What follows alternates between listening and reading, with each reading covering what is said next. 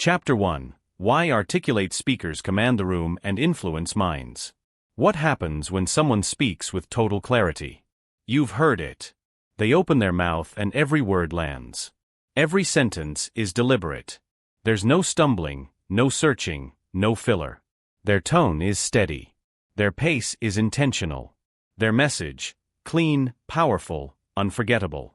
That's what it means to be articulate. And no, it's not about sounding fancy, rehearsed, or robotic.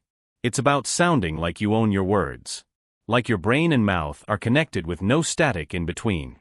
This chapter is going to show you why articulation is one of the most underrated high-impact communication skills you can develop, and how mastering it changes everything.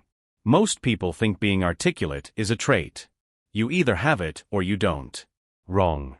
It's a skill, which means it can be learned, refined, sharpened, and transformed into a powerful tool. If you've ever walked away from a conversation thinking, "Why didn't I say what I really meant?" or "I knew what I wanted to say but couldn't express it," then this is for you. Articulation is the difference between having good ideas and being known for them. Between being respected in silence and commanding respect out loud. And the first step is knowing exactly what you're aiming for. Before we go deeper, if this is the kind of growth you're committed to, take 2 seconds to like this content and subscribe, because each chapter will build on the last, and your ability to speak with clarity will evolve more than you think possible. Let's begin with what it really means to be articulate. Being articulate means having verbal precision. The first myth to eliminate is that being articulate is about using big words. It's not. It's about choosing the right words, the words that say exactly what you mean without excess, fluff, or confusion. Precision doesn't mean fancy. It means accurate. It means that when you say something, the listener doesn't have to interpret, guess, or decode you. They get it instantly. This level of verbal precision doesn't happen by chance. It requires intention. You need to slow your thought process down just enough to make sure your ideas are clean before you express them. Most people talk while they think. Articulate speakers think before they speak. They pause, not awkwardly, but deliberately. That pause is where precision is born. Filler words are not harmless. One of the first steps to articulating better is noticing how often you use filler. Words like sort of. Most people think these are harmless. They're not. They blur your message. They weaken your delivery. They create friction between your thoughts and the listener's understanding. Now, nobody is perfect. Even great speakers use a filler word now and then. But the key is to reduce them to a minimum. Why? Because they signal uncertainty. They dilute the strength of your message. They make you sound like you're trying to find your thoughts instead of expressing them. Replacing filler with silence is one of the most powerful articulation upgrades you can make. A pause communicates confidence. It gives your listener space to absorb what you just said. It gives you space to collect your next idea. Train yourself to pause instead of filling the space with noise. The difference is immediate and powerful. Tone and pacing are part of your clarity. Articulation is not just about words. It's about delivery. You can have the right words, but if your tone is rushed, mumbled, or monotone, the power of your message evaporates. Let's break that down. Pacing matters. Most people speak too fast because they're nervous. They want to get it over with. But speed kills clarity. It doesn't make you sound smart. It makes you hard to follow. Speaking slightly slower than you think you need to gives your brain time to organize and gives your listener time to process. It adds weight to your words. Tone matters too. Flat, lifeless tone makes even brilliant content sound boring. Over-the-top enthusiasm without control makes you sound scattered. You don't need to perform. You need to balance energy with clarity. Vary your tone for emphasis. Lower it for impact. Raise it to highlight contrast. This keeps your listener engaged without forcing anything unnatural. Your vocabulary reflects the sharpness of your mind. Here's the truth. You can only articulate what you can describe. And you can only describe what you have language for. That means your vocabulary is a direct contributor to your articulation power. But again, this is not about memorizing complex words. It's about having the right words at your disposal when you need them. That means reading more. Listening to speakers who express themselves well. Noticing how they structure their thoughts. paying attention to how they explain complexity with simple, sharp language. Every time you encounter a new word, a new phrase, a new way of expressing something, absorb it. Think about how you'd use it in your own context. Articulate minds are built word by word, phrase by phrase, observation by observation. Structure your thoughts before you speak. If your thoughts are jumbled, your words will be too. That's why articulate people tend to think in structures. They don't start talking from the middle. They outline in real time. Let me break this down into 3 parts. Here's what I think.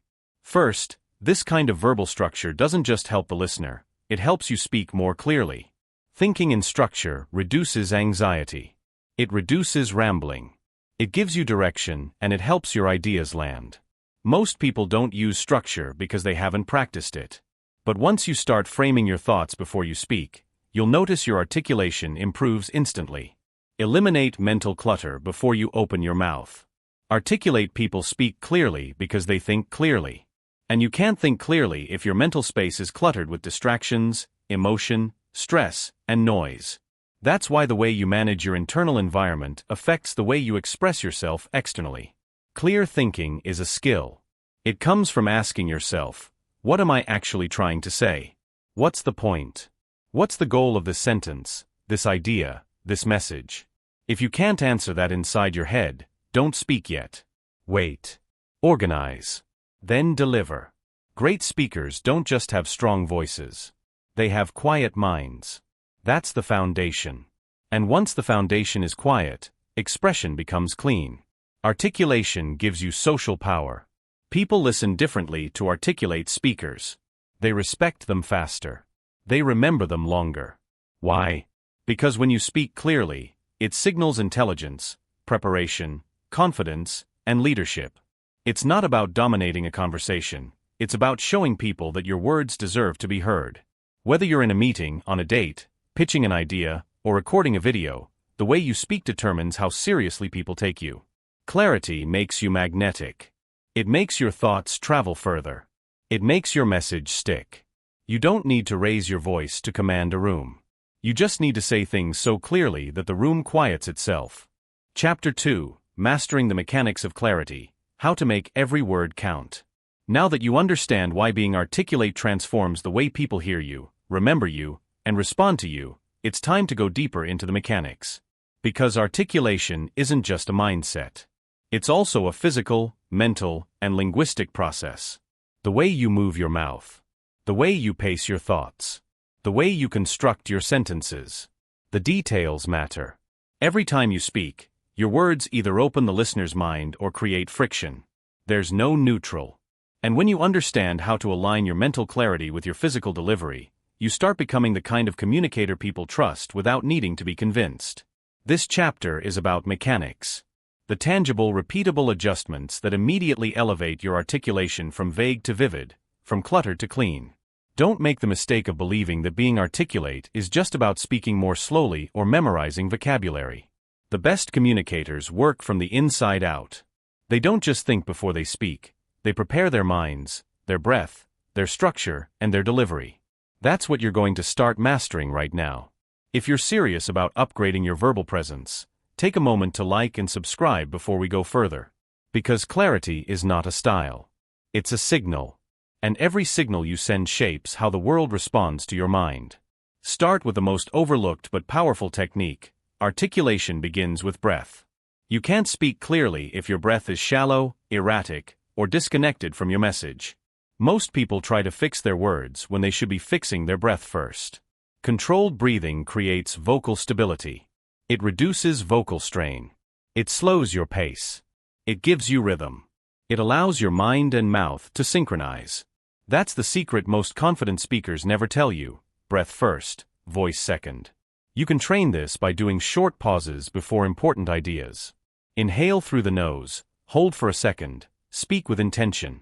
Let your breath lead the rhythm of your sentence instead of forcing your speech to catch up to your thoughts. Controlled breathing also calms your nervous system, which directly improves your mental clarity. That calmness comes through in your voice, making you sound composed even when you're speaking under pressure. Next, focus on mouth movement and enunciation. People often mumble or blur their words without realizing it, not because they're lazy, but because they're thinking faster than they're speaking. Your articulation depends on the physical precision of how you move your jaw, tongue, and lips. To be articulate, your mouth must move with clarity. You don't need to over-exaggerate, but you do need to fully form each sound. Especially consonants. Especially the end of words.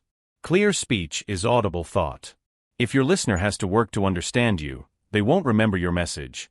They'll remember how difficult it was to receive it. Practice reading sentences aloud slowly and over-enunciating just slightly. This isn't about sounding robotic. It's about training muscle memory. Once your mouth is used to forming words with precision, your clarity improves on autopilot. Most people skip this step. Don't.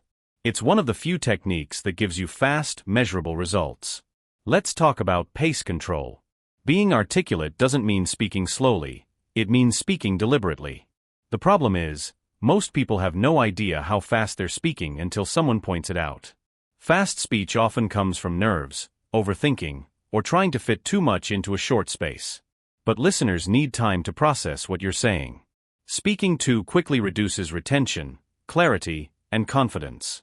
The solution isn't to slow down unnaturally. It's to insert pauses in the right places. Pauses give your words weight. They act like punctuation in your speech. They allow your message to land. They signal control. Use short pauses after key points. Use longer pauses when transitioning between ideas. Never rush through your strongest lines. Let them breathe. Let them sit. Let your audience absorb them fully. Now consider sentence structure. Clarity is a direct result of how you build your sentences. Articulate people don't ramble. They don't speak in tangled paragraphs. They use short, direct structures to express each core idea. One idea, one sentence. Then another. And another. They layer, but they don't overload. Use connectors that guide your listener. Phrases like "here's why that matters," or "let me simplify that," or "that breaks down into 3 points."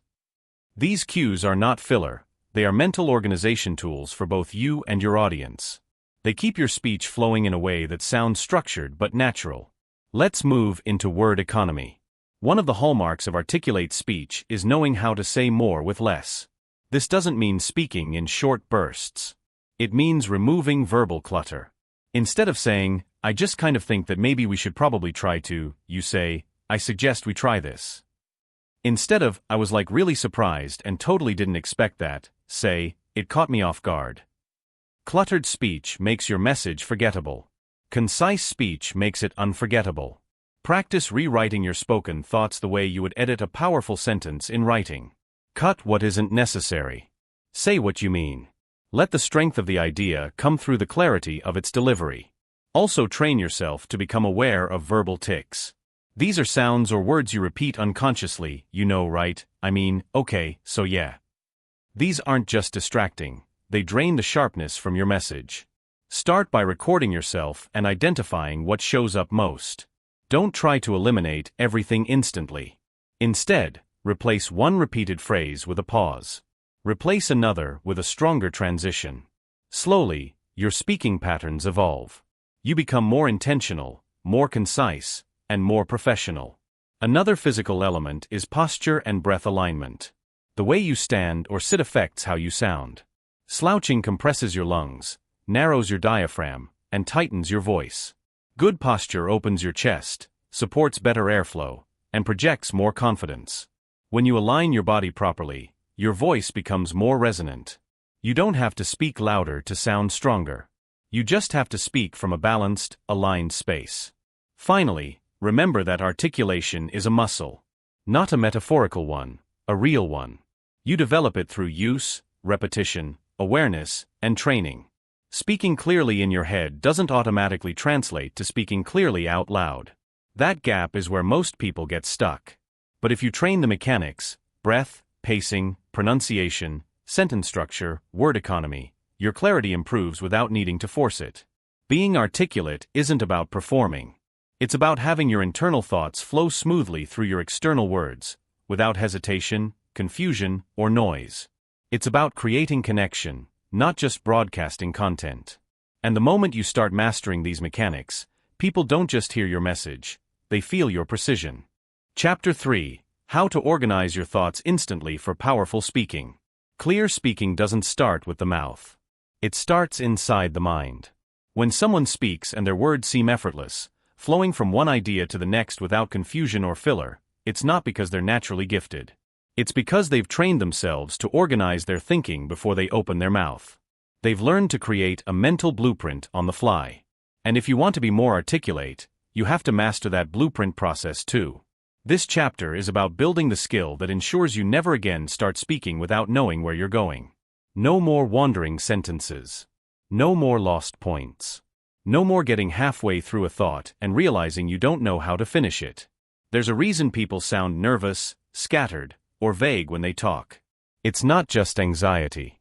It's that they're speaking at the same time they're trying to figure out what they mean. That overlap creates friction. It creates hesitation.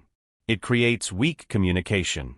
But when you build the ability to organize your ideas instantly, you stop relying on improvisation alone. You start structuring even spontaneous speech. And structured thought is what makes your speaking sharp, clear, and powerful. If you're serious about becoming the kind of speaker people immediately understand and respect, make sure to like and subscribe right now, because the deeper we go, the more you'll realize how fast your communication skills can grow when you use the right structure. The first concept to master is thought chunking. Great speakers don't try to express everything at once. They break their ideas into small, manageable units. Think of each idea as a separate block. Instead of pouring everything into one long, tangled explanation, you build your speech block by block. One idea per block. One core point per thought. Then you connect the blocks logically. This approach makes your speech easier to follow and easier for listeners to remember. Every time you feel yourself wanting to say everything at once, slow down, chunk it down, and speak in clean, complete ideas. Another crucial habit is mental outlining.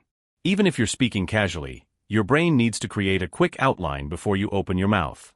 It doesn't have to be complicated. It's a simple silent process. What's my main point? What are 2 or 3 supporting ideas? How do I want to close this? That's it. This takes seconds once you practice it. Without a mental outline, you're speaking into the dark. With one, even an informal comment sounds deliberate and coherent. You also need to get good at flagging transitions. Weak speakers jump between ideas without signaling. Listeners get lost. Strong speakers mark their transitions clearly. They use phrases like, "Another way to look at this is, this leads to my next point," or "Before I wrap this up, let me add one more thing." These verbal signposts guide your listener. They tell the audience, "Stay with me, we're moving to a new idea now." They also help you stay mentally organized, making it easier to keep your flow without scrambling to remember where you were. Another powerful tool is pyramid structure thinking. Imagine your communication as a pyramid. Start with a main point at the top, then layer down into supporting details. Most people do the opposite. They drown their listener in background and context first, and by the time they get to the point, nobody cares. Start strong. Deliver the main idea clearly and early. Then, if needed, unpack the logic, the evidence, the story beneath it. Top-down speaking feels decisive, confident, and focused. Bottom-up speaking feels tentative, cluttered, and hesitant. Also practice the habit of pre-framing your message. Before you dive into any complex explanation, give the listener a roadmap. Say something like, "Here's the key thing I want you to take away," or "I'm going to explain this in 2 quick steps." Pre-framing sets expectations. It focuses attention. It creates mental hooks so the listener knows where to place the incoming information. Without pre-framing, your message feels like a river with no banks, flowing everywhere but leading nowhere. You also need to master intent-driven speaking. Most people start speaking because they feel pressure to respond, not because they have a clear goal. But articulate speakers move with intention. Before you speak, ask yourself, what's the purpose of what I'm about to say? Am I informing? Persuading? Clarifying? Asking? Inspiring? The purpose shapes the structure. If you're informing, you organize by facts. If you're persuading, you build by emotion and logic. If you're clarifying, you contrast the wrong view with the right one. Intent changes how you structure your entire delivery. Let's also talk about cognitive priming. When you prepare your mind to engage before you speak better. Cognitive priming means activating the relevant mental files before you start talking. If you're about to discuss a business proposal, mentally prime the key points you want to hit. If you're giving feedback, prime yourself on the balance between honesty and respect. You don't wing important conversations. You prepare mentally, even if it's for a few seconds. The mind that primes itself communicates more coherently. And of course, you need to avoid linear trap thinking. Not every message needs to be a perfect straight line. Sometimes the best communication involves loops, reframing a point, giving a quick example, returning to the main path. Linear trap thinking makes people feel they have to march from point A to point B without deviation. That makes your speech rigid, robotic, and often confusing. Fluid speakers know how to circle around a point to deepen it, then return to the path with even stronger clarity. You also want to develop the ability to visualize your ideas before expressing them. Visualization means seeing the structure, the shape, the flow of your thought in your mind's eye. Before you explain a concept, see it. Before you describe a process, picture it. Before you debate a point, map it. Visualization aligns your mental clarity with your verbal expression. It creates coherence. It reduces verbal noise. It makes your speaking not just understandable, but vivid and memorable. Finally, learn to apply the principle of progressive disclosure. Don't overload the listener with everything at once. Give them a small piece of the idea first. Once they grasp that, add the next layer. Then the next. Like peeling an onion layer by layer instead of throwing the whole vegetable at them. Progressive disclosure respects the listener's cognitive bandwidth. It makes complex ideas feel simple because it unfolds information intentionally, not chaotically. When you put these thought-structuring habits together, your speaking changes permanently. You sound clearer because you are clearer. You sound smarter because you are better organized. You stop chasing your words and start leading them. Chapter 4: Mastering Conversational Clarity. How to speak with precision in real time. It's one thing to speak clearly in a presentation, a video, or a written script. It's another thing entirely to speak clearly in conversation, when you're being interrupted, when the topic shifts, when your mind is processing reactions, emotions, and questions all at once. This is where most people lose their clarity. Their structure collapses. Their sentences start spinning. Their points blur into one long stream of thinking aloud. But conversational clarity can be trained. And when you learn to stay articulate even in spontaneous, unpredictable conversations, that's when your communication skills become untouchable. This chapter is about real-time articulation. It's about training your brain to stay organized under pressure, to express full thoughts without spiraling, and to bring intentionality into every reply, even when you're caught off guard. Because being articulate doesn't just mean sounding smart in prepared moments. It means sounding sharp and precise when things are moving fast and nothing is scripted. If you're committed to becoming the kind of communicator who never loses control of their message, take a moment to like and subscribe now, because this level of clarity is where powerful speaking becomes permanent. Let's dive into how it's done. The first step is mastering the habit of mental buffering. When someone asks you a question or challenges your point, your natural instinct is to respond instantly. That urgency is what ruins your clarity. You start talking before your thoughts are sorted. You react instead of reply. But articulate speakers insert a small mental buffer between stimulus and response. It might be a second. It might be 2. That pause feels microscopic to you, but it gives your brain just enough time to pick a clear path. The silence doesn't weaken you. It strengthens you. Because people interpret the pause not as hesitation, but as thoughtfulness. One way to train this is by using pre-responses, short phrases that buy you time while signaling control. Phrases like "that's a good point," "let me think about that," or "let me unpack that for a second," or "let's break that down." These phrases are not filler. They're processing tools. They give your listener confidence that you're not speaking reactively. You're speaking with care. You're preparing your words instead of guessing them. You also need to learn the art of framing your reply before delivering it. In conversation, clarity is not just about accuracy, it's about navigation. When someone asks you something complex, don't just launch into your answer. Frame it first. Here's how I'd approach that. There are two sides to that issue. Let me give you the short version first. Framing helps your listener know what to expect. It positions your message before it lands. And it keeps you on track while you speak. Another conversational skill that separates articulate speakers is answer compression. Most people ramble because they're trying to find their point as they speak. But in high-stakes conversations, long-winded answers get ignored. You need to learn how to answer in compressed, high-value statements. That doesn't mean short. It means dense. Packed with clarity. You remove the fluff. You start with the punchline. You explain it in layers. Then, if needed, you expand. Great speakers are not long. They're layered. They control the amount of information based on the listener's attention, not their own desire to over-explain. You also need to practice loop control.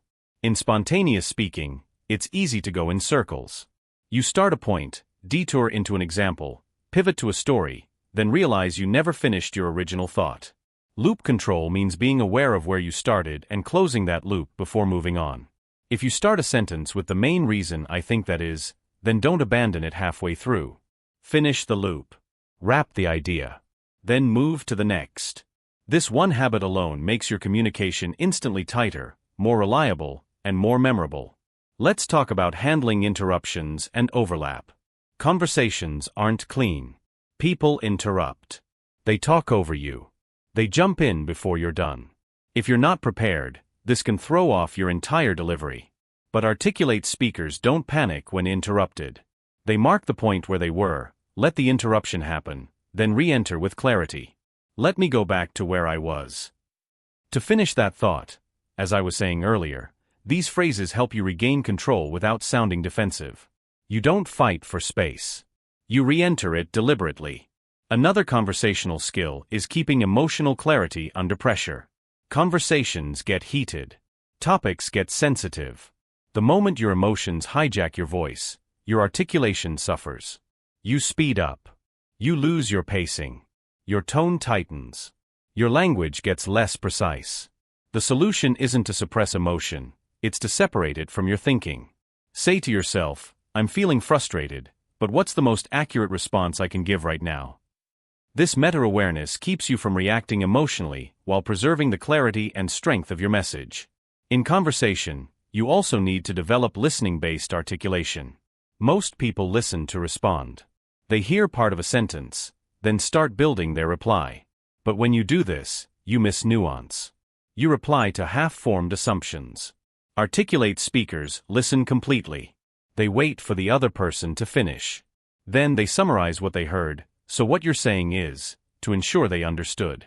Then they reply. This process gives them time to think and increases the precision of their response. It also makes the other person feel deeply heard, which strengthens trust. Another underrated tool is question-based clarity. When someone's statement is vague, don't guess what they mean. Ask. Can you clarify what you mean by that? Do you mean X or Y? When you say that, are you referring to this context or another one? Clarifying questions protect your precision. They prevent you from arguing against a misunderstanding. They also slow down the pace of a messy conversation so you can think, breathe, and reset. You also want to build the ability to track parallel threads. In real conversations, multiple ideas float around at once. Most people forget where the conversation started the moment a tangent appears. Articulate minds can hold multiple threads and return to the one that matters. That's interesting, and I'd love to come back to it, but first let me finish the original point. This thread tracking is what makes you sound focused even in chaotic or high-energy conversations. And finally, you have to internalize this. Real-time clarity is not a talent. It's a sequence. You train yourself to slow the mind, breathe, frame, compress, loop, and listen. You pause instead of filling space. You redirect instead of reacting. You think in lanes, not spirals. The goal is not to have all the answers. The goal is to respond with thoughtfulness, structure, and control, no matter how unscripted the moment is. Chapter 5: How to Speak with Confidence Without Sounding Arrogant or Fake. There's a specific energy that flows through articulate speakers. It's not just about how they use words. It's not just clarity or pacing. It's confidence. not loud, not forced, but steady, grounded, and real. It's the kind of presence that fills the room without needing to raise the voice. It's what makes people lean in when you speak, because they don't just hear your words, they trust your delivery. And if you want to master communication, you have to understand how real confidence shapes your voice, your tone, and your message, not in rehearsed moments, but in everyday interactions. This chapter is about speaking with confidence that doesn't turn into arrogance and doesn't collapse under pressure. Because many people either overshoot or disappear. They either overcompensate and sound fake, or they shrink back and lose clarity. But the best communicators are not performing. They're grounded. They speak with presence, not performance. And once you build that, every conversation, every pitch, every presentation, every idea you share becomes more magnetic, not because of what you say but because of how you say it. Take a second to like and subscribe, especially if you're serious about building the kind of voice that sounds as strong as your thoughts. Let's walk through how confidence shapes articulation and how to train it without slipping into anything artificial. The foundation of confident speaking is internal permission. Most people don't sound confident because they haven't given themselves permission to fully occupy the moment. They hold back. They second-guess. They over-edit. Confident speakers don't do this. They allow themselves to be seen and heard, without apology, without tension, and without waiting for approval. Internal permission sounds like, I have something valuable to say, and I'm going to say it clearly, without shrinking and without performing. This mindset changes your vocal tone, your pacing, your body language, and your impact, automatically. You also need to understand the power of pace and pause in communicating confidence. People who lack confidence tend to speak too quickly. It's like they want to finish before they get judged. That speed signals insecurity. It tells the listener, I'm not sure I should be saying this, so let me get through it fast. But confident speakers slow down, not to drag, but to own space. They pause. They breathe. They let their words land. They give the listener time to absorb. And every pause signals self-assurance. Every clean break in speech shows the speaker is in control. Next, train your physical posture because your body affects your voice more than you think. Slouched posture compresses your diaphragm. Poor alignment shortens your breath. Tension in your neck or shoulders tightens your voice. Confident articulation comes from body awareness. Stand or sit tall, spine aligned, shoulders relaxed, chest open. This posture creates natural vocal resonance. It grounds you physically so your voice sounds fuller, steadier, and more authoritative, without having to raise the volume. You also need to master the art of neutral tone power. Confidence is not always about intensity. Often, the most confident voice is calm, composed, and grounded in low-tone delivery. You don't need to shout to project strength. In fact, shouting often reveals insecurity. The confident speaker uses a stable tone. Not flat. Not robotic. Just steady. You can raise or lower it for emphasis, but the baseline is grounded, calm, and deliberate. And that calmness makes people pay attention, because it feels controlled, not desperate for approval. Another key is eliminating approval-seeking language. If you constantly say things like, "Does that make sense? Right? You know what I mean." Or "I think maybe," you're subtly asking for permission to continue. That weakens your message. Confidence doesn't seek permission. It offers clarity. If you do need to check for understanding, do it decisively. Is that clear? Or let me know if I should break that down further. Same idea, different energy. You're not asking for validation. You're inviting dialogue from a place of certainty. Also notice how confident speakers use fewer disclaimers. They don't start every sentence with "I'm not an expert," but, or "this might be a dumb idea," but, these statements sabotage articulation. They dilute your message before you even deliver it. Of course, humility matters. But confidence and humility are not opposites. You can be humble and still speak with clarity and conviction. Instead of disclaiming your message, stand behind it. If you need to soften, soften with tone, not with apologies. You also need to build tolerance for speaking without filler. Most people throw in filler words because they're afraid of silence. But confident speakers are not afraid of a pause. They trust their listener to stay with them. They trust their message to hold weight even without constant motion. So instead of "so yeah, I just kinda think that maybe we should," you speak with intention. I believe this is the right direction. Here's why. You don't hedge. You don't shrink. You own your sentences. Another major part of confidence is speaking from the core idea. Weak communication starts from the edges. It builds up slowly, vaguely, indirectly. Confident speech starts from the middle. Here's what matters. This is the core issue. Here's how I see it. You don't waste time wandering. You start with clarity and then build support around it. This doesn't make your speech shorter, it makes it sharper. Your clarity becomes the anchor, and everything else becomes layered around that anchor. Don't confuse confidence with certainty on everything. You don't need to know everything to speak with strength. You just need to speak clearly about what you do know and be honest about what you don't. Based on what I've seen, this is my take. I don't have all the data on that yet, but here's how I'm thinking about it. This is confident articulation. You're not guessing. You're stating your position with awareness, and you're open to challenge without being defensive. That balance is rare and powerful. You also need to know how to own your silence. Confident speakers are not afraid to pause, to reset, to breathe mid-sentence. They're not afraid to say, "Let me rephrase that." They're not afraid to go silent for a moment to collect their thoughts. That silence isn't awkward, it's commanding. It shows you're not here to rush or panic. You're here to speak on purpose. And the more you practice allowing that silence, the more your thoughts sharpen themselves during those seconds. And finally, remember this: confident articulation doesn't come from pretending. It comes from alignment. When your internal beliefs, your thoughts, your intentions, and your words all point in the same direction, your speech becomes powerful without needing decoration. You don't need to sound confident. You are confident because your message is clean, your mind is clear, and your delivery reflects your depth, not your ego. Chapter 6: The Language of Precision. How word choice elevates your communication instantly. You can have the right ideas, the perfect structure, and even the right tone, but if your words aren't accurate, your message won't hit. Articulate communication lives and dies by the precision of your language. Not complexity. Not length. Precision. Every word you choose either sharpens your point or dulls it. And most people use language that's blurry, vague, or filled with filler, not because they don't have something valuable to say, but because they haven't trained their mind to search for the right words at the right moment. This chapter is going to fix that. When you become intentional about the words you choose, you begin to communicate with a kind of clarity that cuts through noise. People remember you because you said things no one else quite said that way.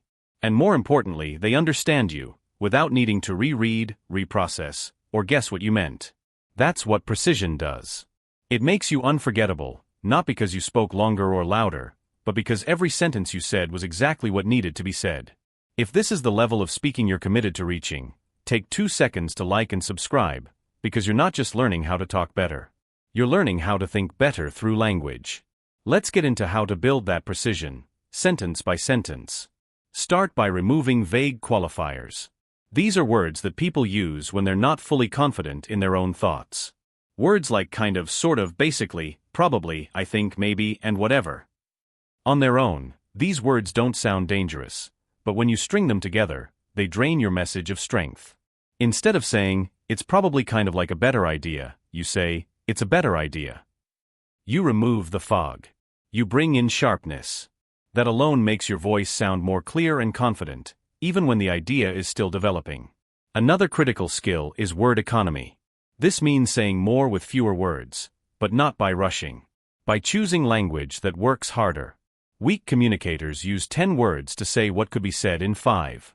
They say, "In this particular situation, I feel that it's somewhat important to maybe consider," when they could just say, "It's important to consider."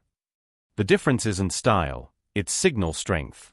Your listener hears the clean version and stays focused. They hear the cluttered version and start drifting. You also want to start using concrete over abstract language. Don't say, "We're experiencing some issues in our process." Say, "We've had delays due to missed deadlines and unclear task ownership." The first version is vague and safe. The second version is specific and useful. Abstract language hides detail. Concrete language reveals it. And the more concrete your words are, the more credible you sound, especially in professional settings, meetings, and presentations where articulation becomes a measure of your clarity as a thinker. Let's talk about active versus passive voice. Passive voice weakens your message. The task was completed by the team is not the same as the team completed the task. Passive voice sounds hesitant, distant, and overformal. Active voice brings ownership, clarity, and direction. It makes your sentences feel alive. If you want to be articulate, train yourself to rewrite passively worded thoughts into direct expressions. You'll notice the difference instantly, both in tone and in authority. Next is the practice of intentional repetition. Articulate speakers don't avoid repeating key ideas, they repeat them on purpose. But they do it with variation. They reframe the point from a new angle, using different but precise wording. This isn't just about saving time. It's about making sure every minute you invest gives you results. That's what we're after, result-driven time, not just time saved. This kind of repetition builds clarity without feeling redundant. It lets the listener digest your message without needing you to over-explain. You also need to sharpen your use of contrast language. Contrasts clarify meaning. This isn't about doing more. It's about doing what matters. Not everyone needs to speak more, but everyone needs to speak more clearly. When you use contrast, your message gains shape. You define what you mean by pointing out what you don't mean. This reduces confusion and gives your listener a clear framework for how to process your idea. Another way to add precision is by using numbers and data correctly. Don't just say a lot, say more than 60%. Don't say soon, say by Friday. Vague time frames and estimates create fog. Specificity creates confidence. And when you speak with numbers, not to overload, but to clarify, you sound sharper without sounding robotic. Use data not to impress, but to sharpen your point. One of the most practical habits you can build is redefining general terms. When you use broad words like success, value, growth, efficiency, or change, ask yourself, what exactly do I mean by that in this context? Then say that. Don't assume your listener shares your definition. For example, instead of "we need to improve the process," say "we need to reduce the handoff delays between team members." The first version sounds good but vague. The second version is specific, actionable, and real. Let's look at how to deal with emotionally charged language. Emotion isn't bad. It can be powerful. But imprecise emotional language leads to confusion. Saying, "this is a disaster," is different from saying, "this delay will cause a 3-day backlog." One creates drama. The other creates context. When you need to express urgency, frustration, or concern, do it through specific consequences, not vague emotions. That way, people listen to your reasoning, not just your tone. You also need to upgrade how you open and close your statements. Most people drift into their ideas and wander out of them. Articulate speakers land with impact. They begin with intentional hooks. The key issue is, what's most important here is, let's start with this. Then they close cleanly. That's the core of it. That's what needs to change. That's where we go next. Strong openings focus attention. Strong closings anchor your message. Without both, even good ideas lose their grip. Finally, treat every word like it matters, because it does. Not every sentence needs to be polished. But every sentence should be intentional. Every sentence should reflect a thought that was shaped, not stumbled into. This doesn't mean rehearsing everything you say. It means caring about the clarity of every word that leaves your mouth. Precision is not about perfection. It's about deliberate language. It's the habit of asking, what's the clearest way to say this? Is there a better word? Can I cut 5 words without losing meaning? Over time, this habit rewires how you speak. You stop rambling. You stop apologizing. You stop filling time and start delivering meaning. Word by word. Chapter 7. Speaking with Emotional Precision. How to express feeling without losing clarity. Articulate communication is not just about logic, structure, or vocabulary. It's also about the way you express emotion. Because the most memorable, impactful, and persuasive communicators don't just share ideas, they express feeling with control. They know how to sound human without becoming emotional. They know how to connect deeply without losing clarity. They can say something meaningful without over-dramatizing it, and they can be passionate without sounding scattered. This is emotional precision, the ability to speak with feeling, but not with chaos. And this chapter is about helping you build that balance. Most people don't know how to handle emotion in conversation or in speech. They either suppress it completely, sounding cold, distant, and robotic, or they get flooded by it, and their message collapses under the weight of their own reactions. But if you want to be articulate in real-life conversations, presentations, feedback, storytelling, and leadership, you have to master the way your feelings show up in your voice. Because feelings will show up. The only question is whether they'll show up by design or by accident. Take a moment to like and subscribe now if you haven't, because the ability to express emotion with clarity is what separates flat, forgettable speech from the kind that leaves a lasting impression. Let's build that emotional layer now. Start by understanding this truth: clarity and emotion are not opposites. The best communicators don't avoid emotion. They refine it. They translate feeling into words that land without confusion. When you're angry, instead of saying, "This is ridiculous," you say, "This approach is creating unnecessary friction and it's slowing our progress." When you're excited, instead of rambling through a hype monologue, you say, "This change matters because it means we're finally doing what we said we'd do." This is emotional clarity, speaking what you feel without slipping into drama or vagueness. Next, build awareness of your emotional vocabulary. Most people default to basic emotional words: happy, sad, mad, stressed, tired, good, bad. But articulate communicators upgrade their emotional vocabulary to express with depth and accuracy. Instead of saying, "I feel bad," they say, "I feel disappointed because I expected a different outcome." Instead of, "I'm stressed," they say, "I feel overwhelmed because the expectations aren't clear and I'm trying to fill in too many blanks." These aren't bigger words. They're more precise explanations of what the emotion really is. That precision matters, because when your emotional language is vague, people don't know what you mean. They start filling in their own assumptions. But when your emotional language is specific, they understand you on the first try. And understanding builds trust, especially in difficult or high-stakes conversations. Now let's talk about tone modulation. This is how you use your voice to reflect the emotion without exaggerating it. For example, if you're frustrated, your voice can slow slightly, drop in tone, and deliver your point with firmness, but not anger. If you're excited, your voice can lift, but not race. Tone is where your emotional control becomes audible. You're not just delivering information, you're communicating your inner state with discipline. That control makes your listener feel safer, more engaged, and more able to actually hear your message. You also need to manage emotional overflow. When people get emotionally triggered, their articulation breaks down. They start speaking faster. They lose their sentence structure. They interrupt themselves. Their breathing shortens. The solution isn't to suppress the feeling, it's to breathe into it, slow your speech, and ground your delivery. When you slow down your voice, your nervous system calms down. When you pause before you respond, your clarity returns. This is how emotionally articulate people stay in control, even when they're under pressure. One of the most powerful habits you can build is emotional framing. That means explaining your emotion before diving into the details. For example, instead of launching into a complaint, you say, "I'm bringing this up because I care about getting it right, not because I'm upset with anyone personally." That small frame shifts the entire dynamic. It lets people hear your emotion without feeling attacked. You're not hiding the feeling, you're guiding it. You're making sure your message lands with clarity, not confusion. Let's also look at the skill of empathic language.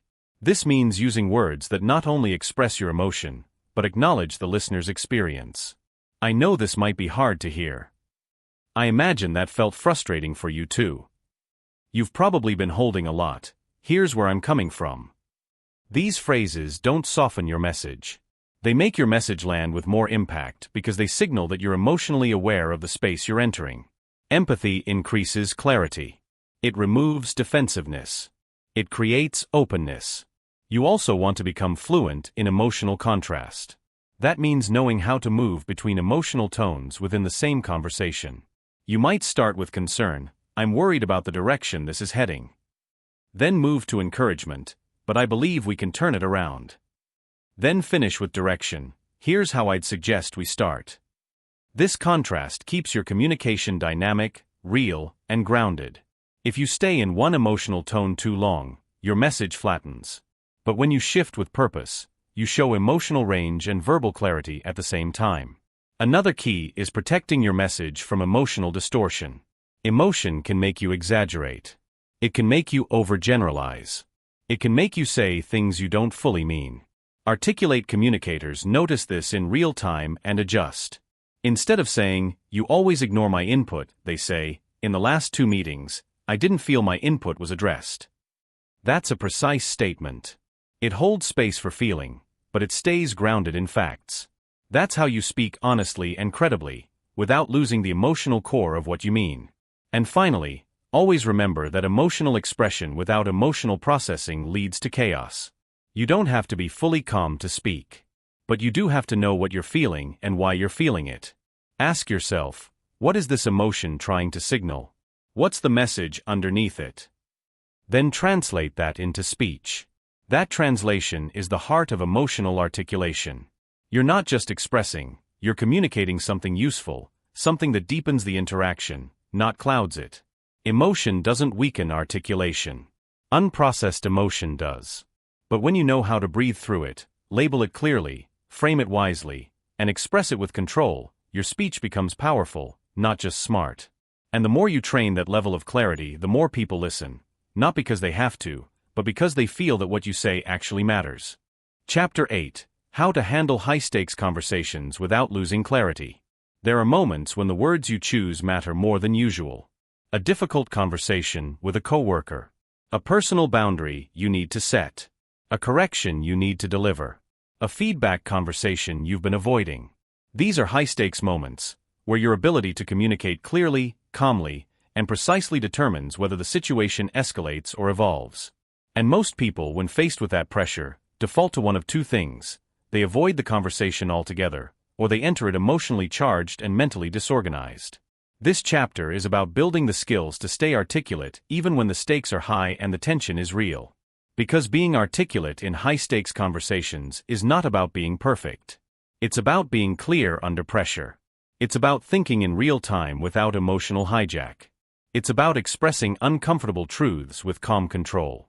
When you master this, you become the kind of communicator others trust to lead, to de-escalate, to bring order into chaos, not because you always say what they want to hear, but because you always say what needs to be said, the way it needs to be said.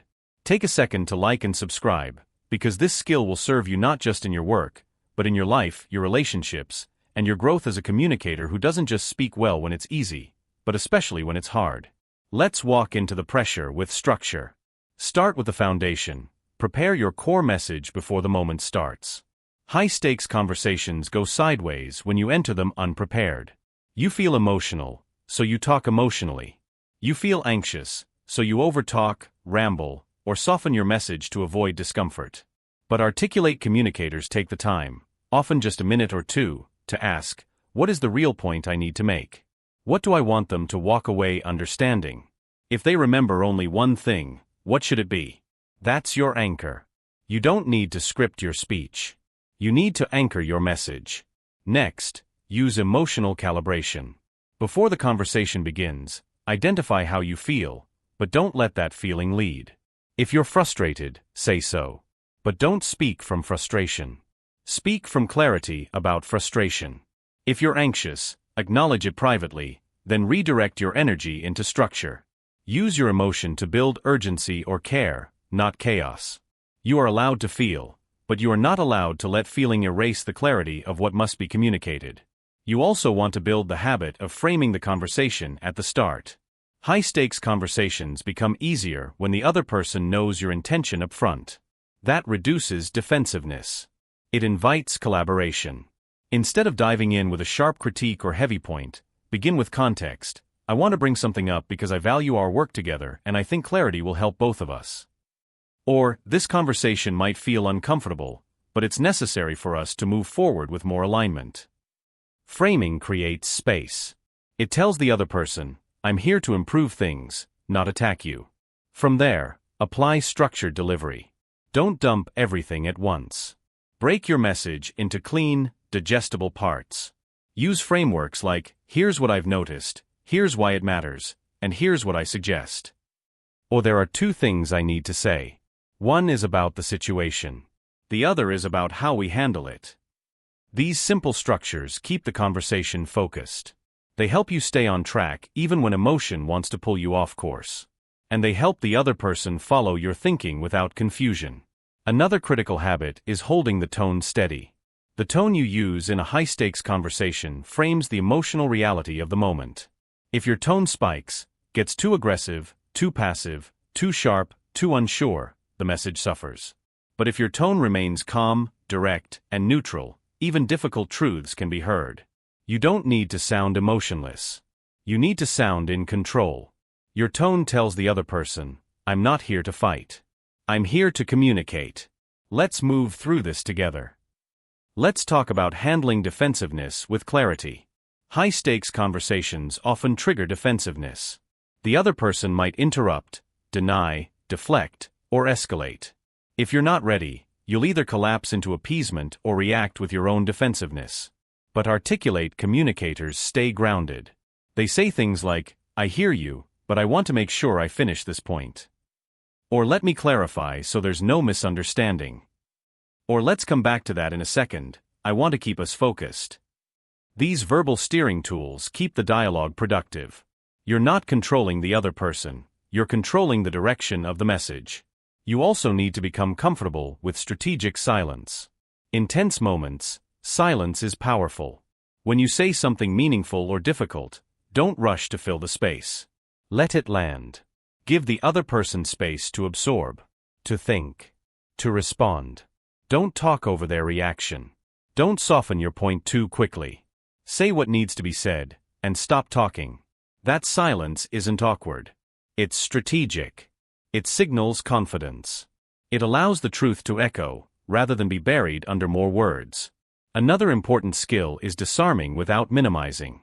Sometimes you need to lower the emotional temperature without weakening your message. You can say, I know this might not be easy to hear, and I'm saying it because I believe it matters. That sentence lowers defensiveness, increases trust, and keeps the message intact. You're not backing off. You're signaling care while holding clarity. And that combination builds powerful credibility in moments that many people mishandle. One of the biggest mistakes in high-stakes conversations is trying to control the outcome. You can't. You can only control the clarity of what you say. So don't measure your success by whether they agree or react well. Measure it by whether you expressed your truth cleanly, respectfully, and directly.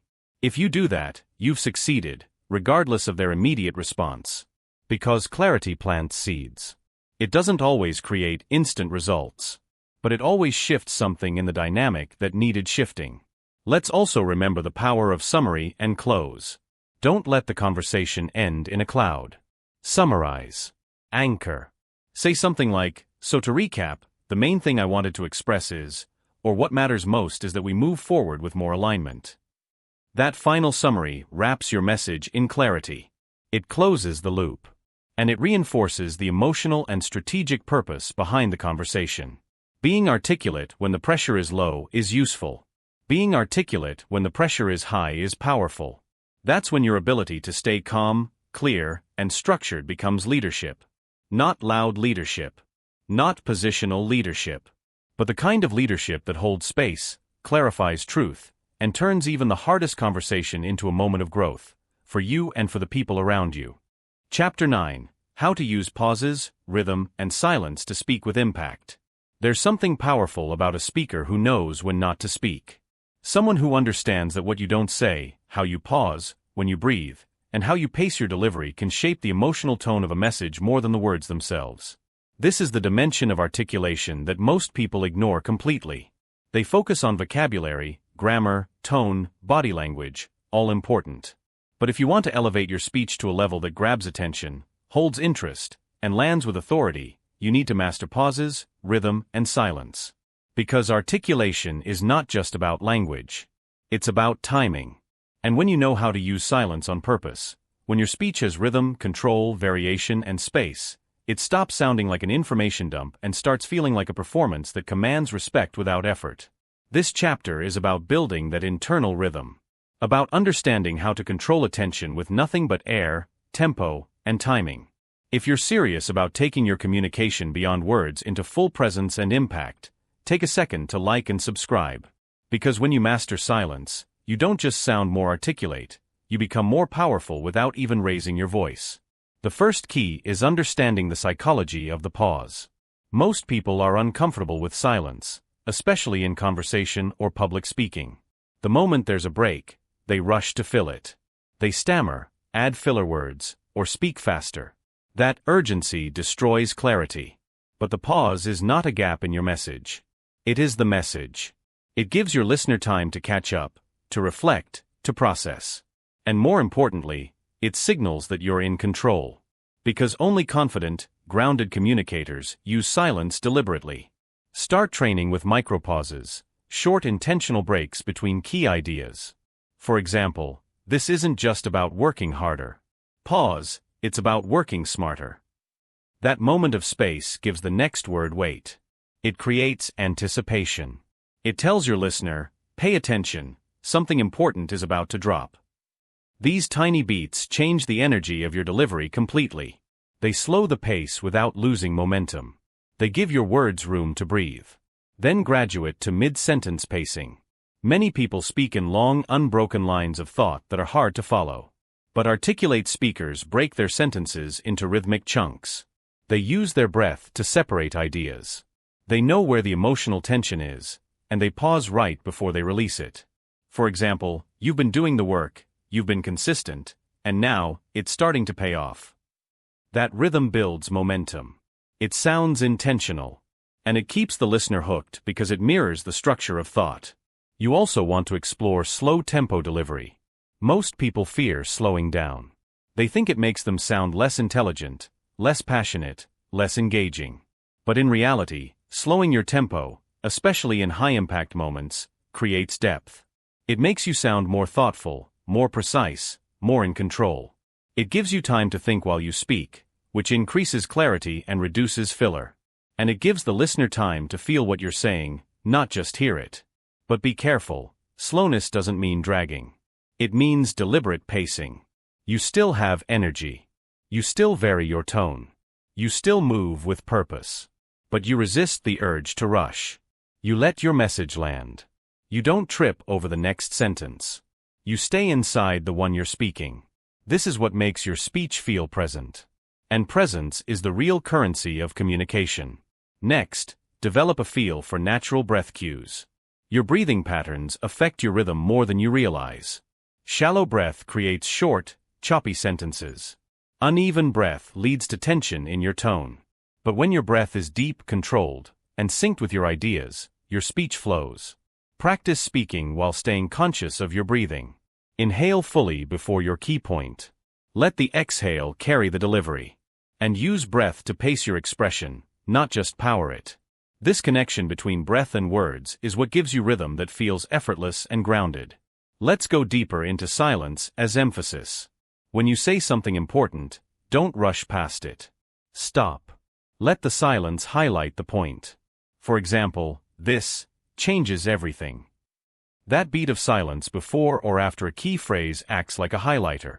It tells your listener, this matters. It also gives them time to absorb, to react internally, to emotionally engage. Silence creates gravity. And gravity creates meaning. You also want to learn how to use asymmetrical pacing. That means varying your rhythm so it doesn't feel mechanical or predictable. Speak quickly through setup lines, slow down on impact lines, pause after questions, breathe after conclusions. This variation makes your speech dynamic. Flat pacing puts people to sleep. But when your delivery shifts, like music, it keeps the brain engaged. It makes your speech feel alive. Another high-level skill is controlled hesitation.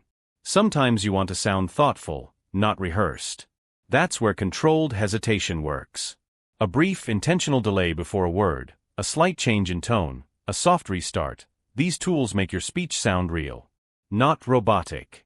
Controlled hesitation doesn't weaken you. It humanizes you. It shows that you're not just reciting. You're thinking while you speak. And that quality makes your articulation more believable. Now let's talk about tension and release. Good speakers know how to build tension with pacing and release it with a line that resolves the energy. You build with short, clipped phrases. You stretch silence. You hold the pause. And then, you deliver the resolution.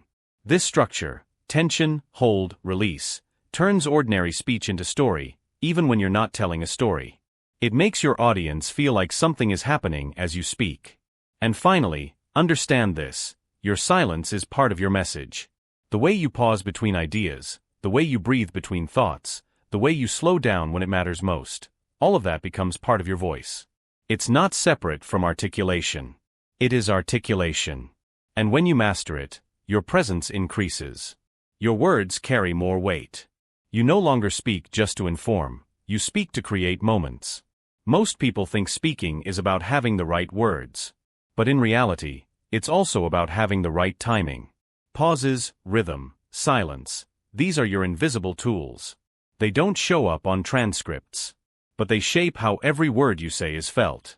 And once you learn to speak not just with clarity, but with rhythm and space, your voice becomes a tool of impact, not just information. Chapter 10: How to Think While Speaking, Real-Time Mental Clarity Without Losing Flow.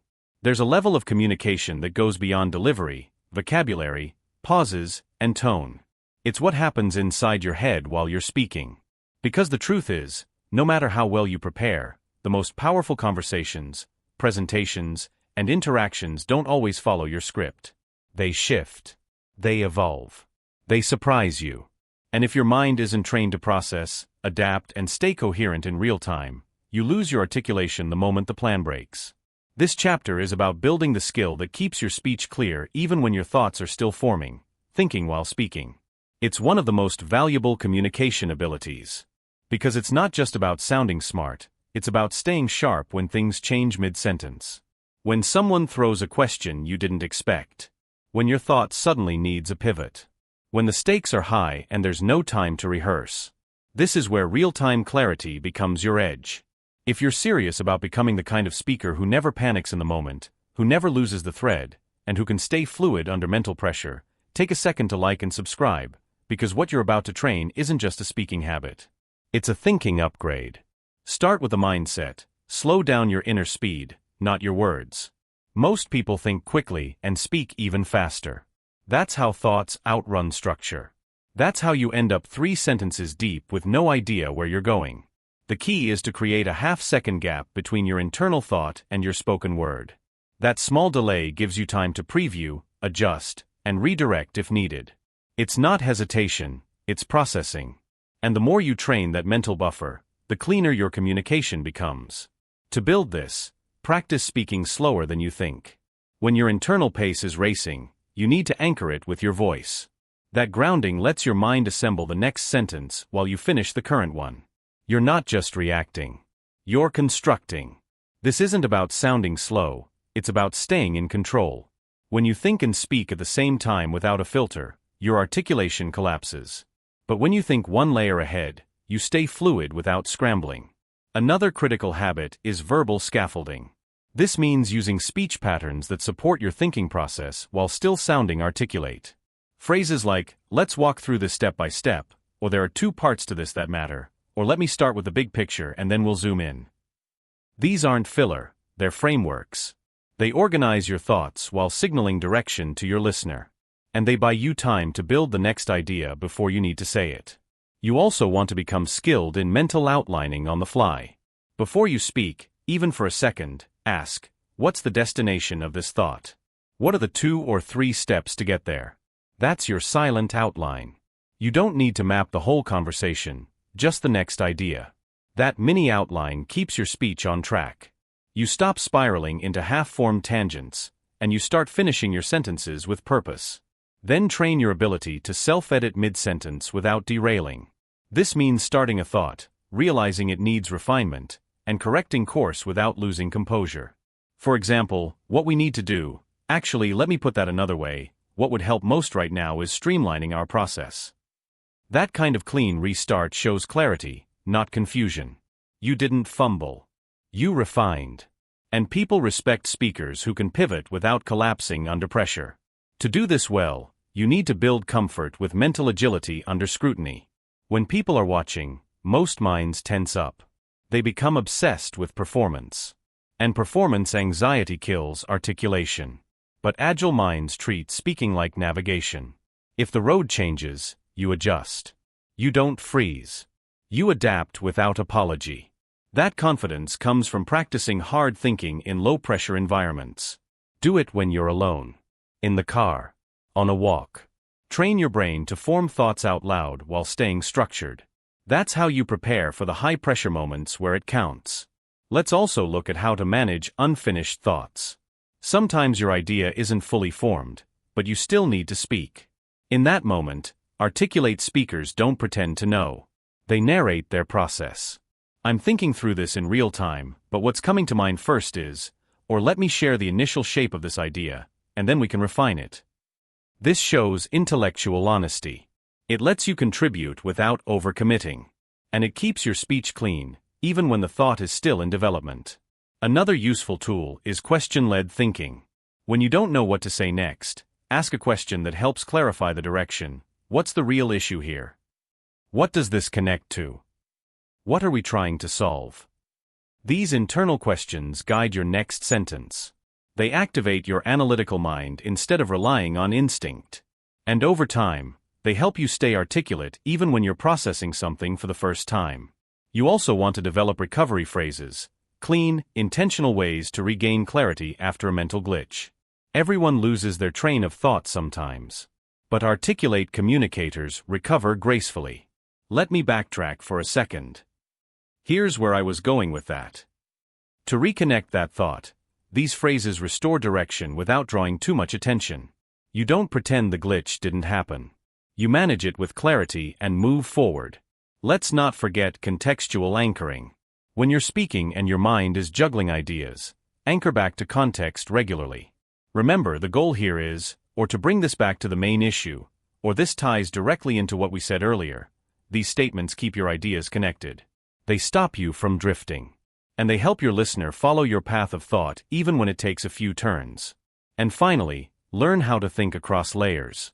Great communicators aren't just thinking about what they're saying, they're also tracking how it sounds, how it lands, and what the listener might be thinking in response. This is layered awareness.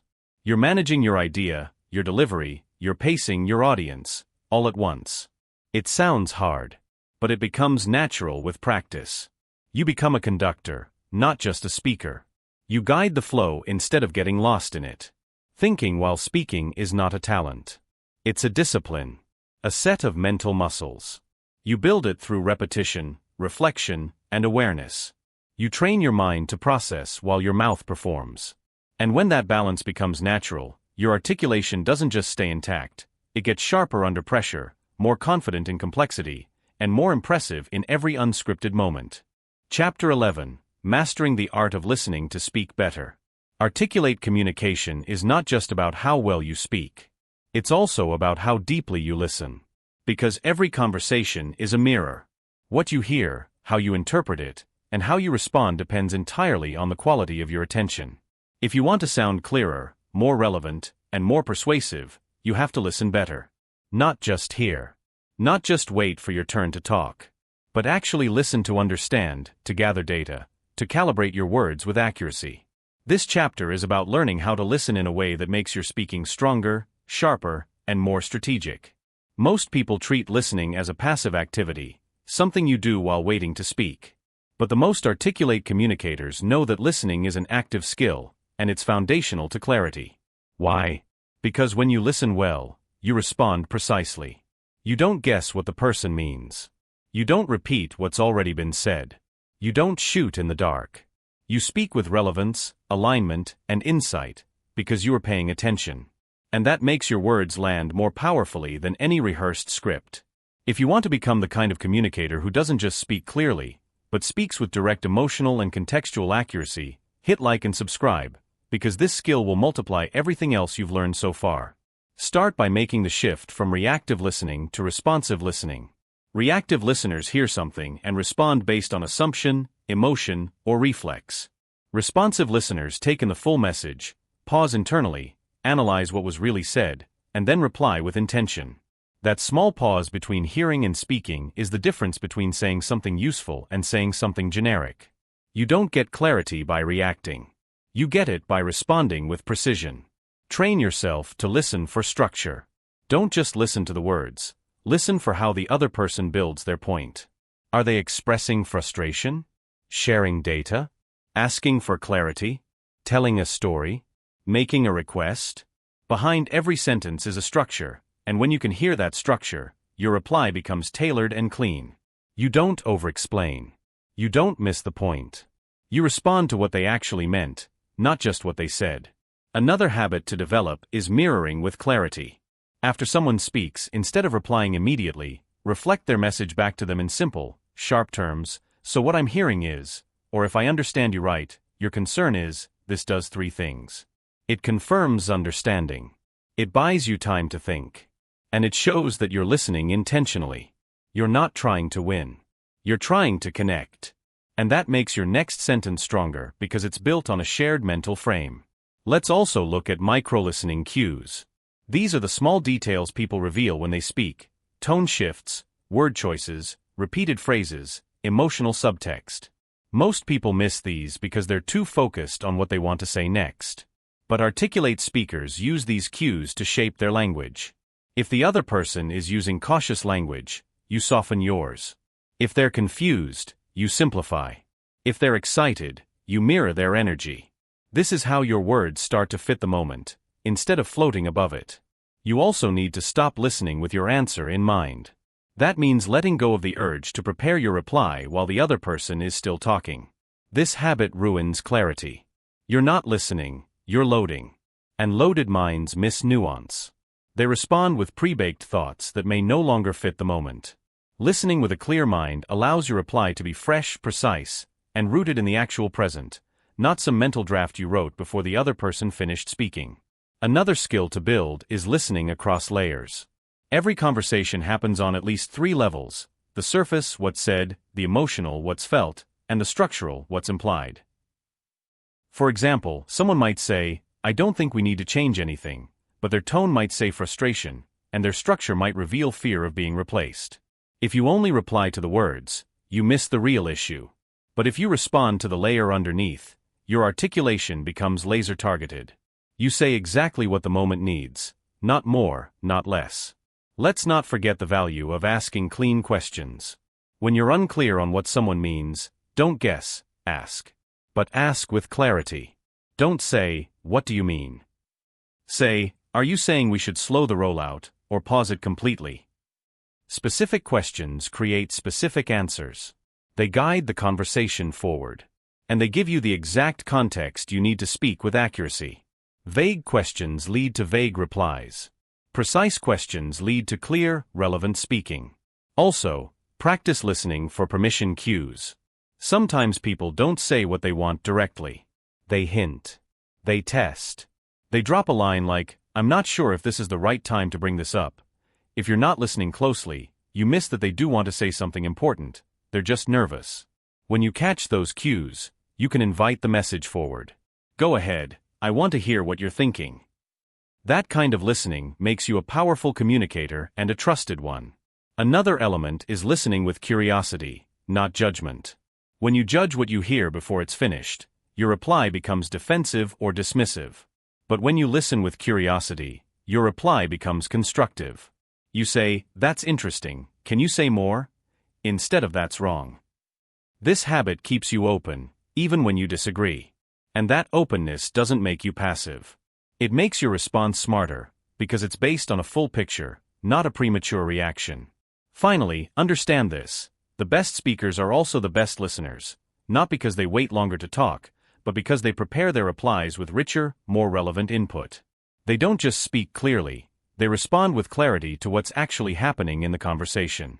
That level of connection, that habit of aligning your voice to the real-time reality of the room, is what makes your words stick. You're not just saying something good. You're saying something perfectly placed. Listening is not the opposite of speaking. It's the foundation of it.